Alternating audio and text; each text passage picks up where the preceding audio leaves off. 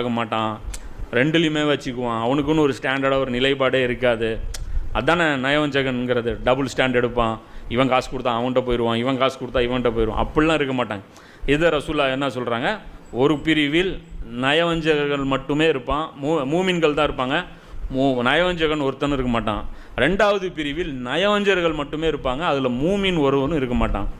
இப்போ இதுதான் இப்போ இந்த 2 பிளாக் பிரியுதில்ல. இப்போ நேட்டோ தலைமையில் ஒரு பிளாக், ரஷ்யா தலைமையில் ஒரு பிளாக், இப்போ இந்த 2 தலைமையிலும் பிரிச்சுட்டு இருக்குதுல்ல.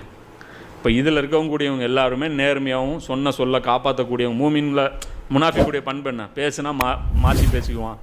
நீங்கள் அந்த டெஃபினேஷன் எடுத்திங்கனாலும் போதும். இவங்க ஸ்டாண்டர்டாக சொன்ன மாதிரி நடந்துக்கிறவங்க ஒரு பிளாக்கு, டபுள் கேம் போடுறவங்க ஒரு பிளாக்கு, 2 பிளாக்காக உலகம் பிரிஞ்சு நிற்கும்.